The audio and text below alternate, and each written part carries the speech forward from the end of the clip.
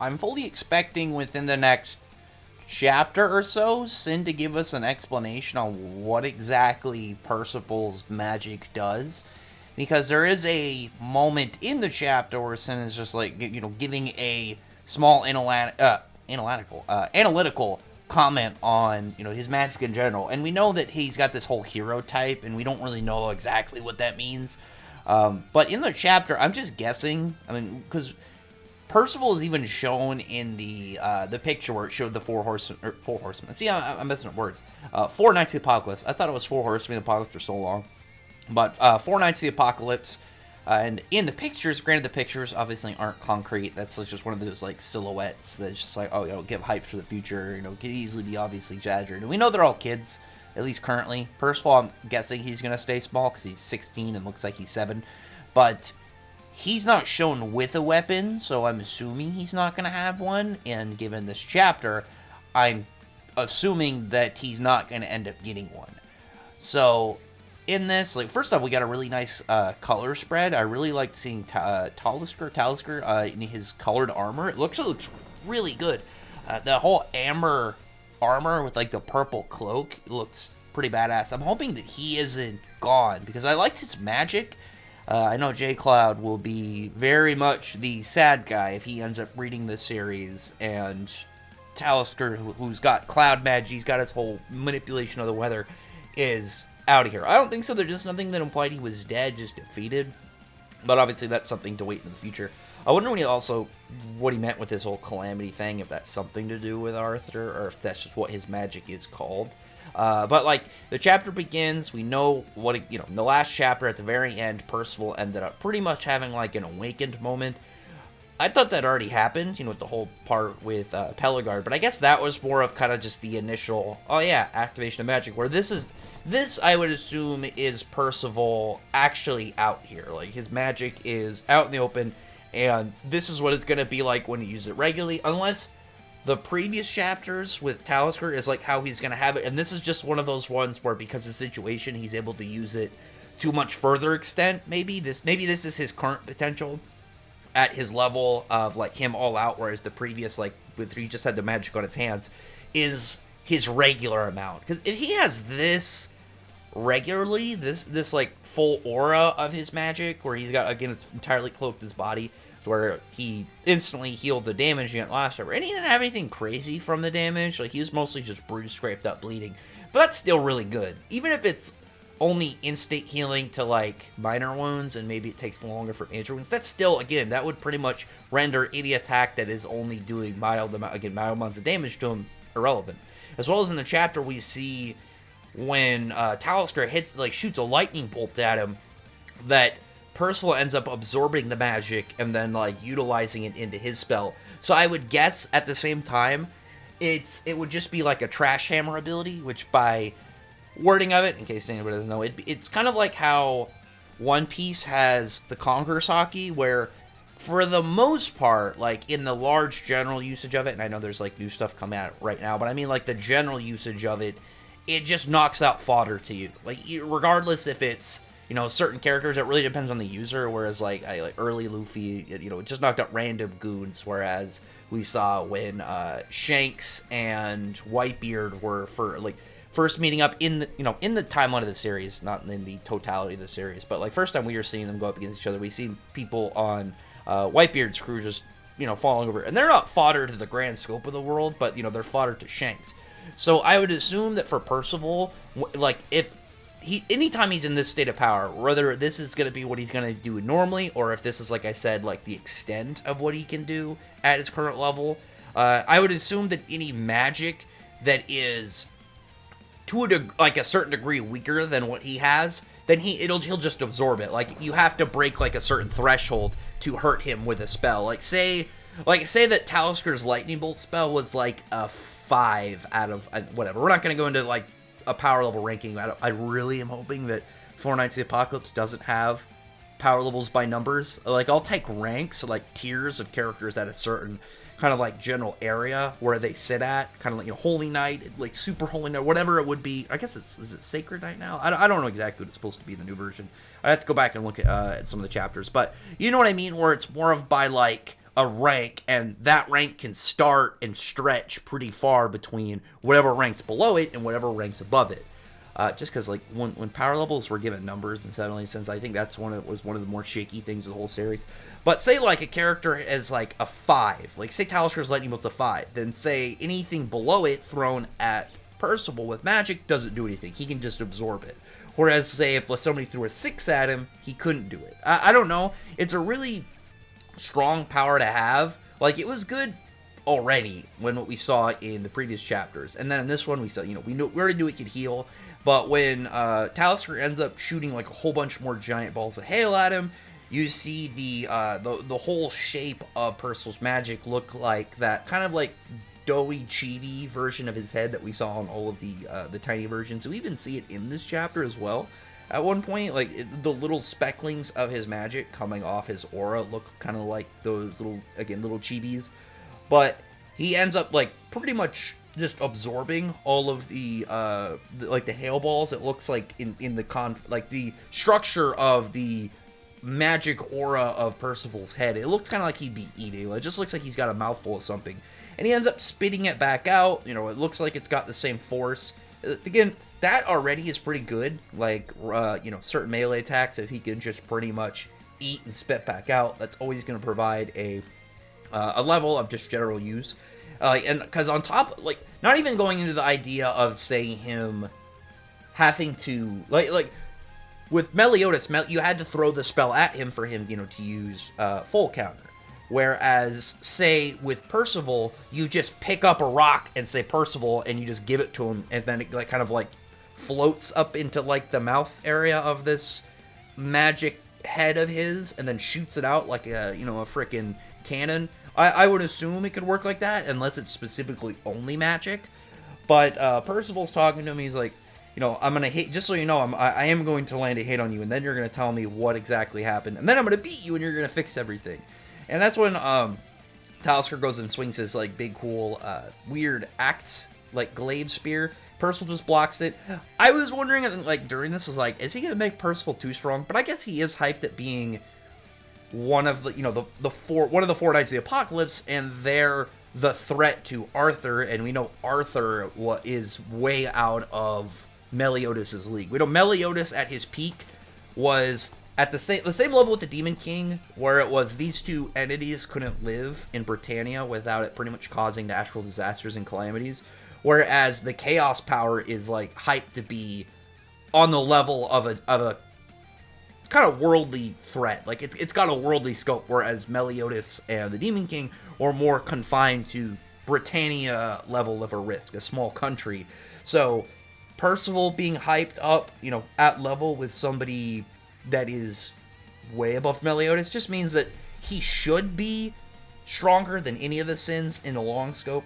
That just makes sense, really. It's very obvious when you just look at those two steps. Arthur is threatened by the four knights, and Arthur is also way more powerful than Meliodas. So any of the four knights, I would assume, are going to be more powerful than Meliodas by the end of this. Definitely together, they're absurd. They should be way more powerful than him.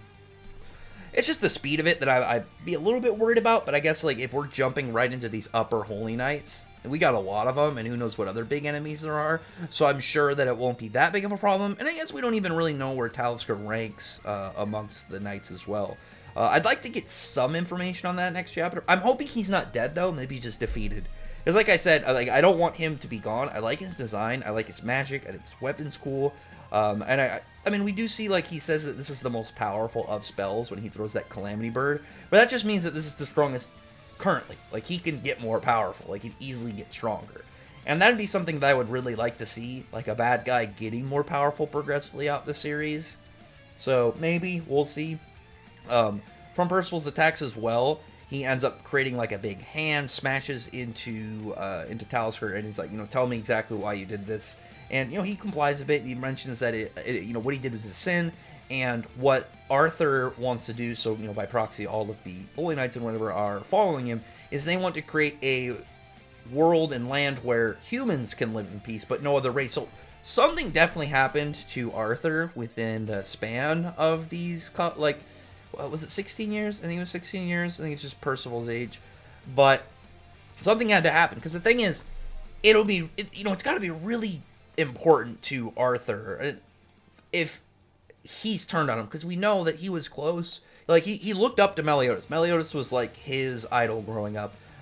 Meliodas is a demon. Elizabeth is a goddess. You have King, who's a fairy. Diane, who's a giant. You have all these different races, and especially like you have Zeldris, demon. He's his wife is Geldra, and she is a vampire. You have all these different races around, directly adjacent to him, and in relations to the events that followed up near the end of the series. And they weren't even involved in the destruction of Camelot, so it can't be that, because that was because of Arthur and Cat. So I don't really see how exactly he could blame anybody else for it. My guess is that he's insane. I mentioned in some of my reviews near the end of Seven Deadly Sins, I don't think Arthur could sit on one side or the other of light and dark, because we know that chaos power, it's like a melding of light and dark. It is this natural kind of, again, chaotic energy of like essentially creation and reality ability. But at the base root of it, what we're shown is it's like stems from the melding of light and dark. And I don't think he could be on either side, because it's supposed to be chaos. So I think he has to be like in this weird, again, chaotic, neutral position in the middle. So we'll see about that. I've been really curious exactly what's up with Arthur since all this, because if he's going to be the main bad guy, there has to be a reason for him to be the bad guy. Because if it was Arthur from Seven Deadly Sins, the way he was, like, the second him and Percival meet, they'd probably get along. But we know, it's been a long time since then. We don't know exactly all the events that happened. And it's just waiting to figure them out as time goes by. But near the end of the chapter, like, you have Talisker get up. He ends up going to use the lightning bolt. That's when Percival ends up having it integrated and absorbed into his big magic hand. I like the general idea of his magic, because when Talisker goes to throw like his biggest spell and he makes the Calamity Bird, and Donnie's just telling him to make a weapon with it, and he even says like, don't make any arrows. Percival, clearly that's what he was going to go for. I'd be worried with his with his magic, that we don't really know the extent and capabilities of it. If he's just making these arrows and ends up just shooting these magic arrows all over the place, doing who knows what. But that's when Talisker throws the big Calamity Bird, and Percival, is reminded of the Rock Bird, and just makes a big blade like the one that that was used in Chapter 1, and ends up just doing this big slash, like big bunch of slashes, taking out the bird and hitting Talisker in the process, as well as cutting like a big chunk of the gorge through the process of the slashes. I'm kind of hoping that Nakaba doesn't give him too many specific power perks. Like, the fact he can heal, not make the minions, but like healing and then integrating other people's magic into his is already really good by itself. But his magic seems to have a very like non-defined shape. Like, he makes me think he's like a lantern. Like just throw a Green Lantern in there. Pick a Green Lantern. He's just similar to that concept where it's shapeless, but it really just depends on what he thinks to pretty much give it that shape. What exactly does he want? Like, we see the head, we see the hand and everything. And it's that level of flexibility that has a lot of potential. But if he has too much of, like, say, again, more power perks like the healing and the magic assimilation and whatnot on top of everything else, I think it'll be really difficult to have him, pushed by an opponent unless somebody's just outright faster or so overwhelmingly more powerful that he can't do anything. So, because otherwise, if you put somebody like on his level, like equal level of kind of like general stats and abilities, I don't really see what they could do to deal with him unless they can just neutralize his magic. As far as I know, they don't have an Asta over in Four Nights of the Apocalypse, but we'll see exactly if they can get somebody like that. They can just mess with magic. Other than that, I thought this was good. I don't think that there's going to be the same problem of Percival being too powerful like Meliodas, because one thing about him, or at least early, because I'm not talking about like the large scale, I'm talking about just the early ideas, because Meliodas really wasn't, like, he had no real competition for a long time early on, and especially then you kept finding out he's got like all these nerfs and stuff that's just like, he's not having used his full power like 20 times.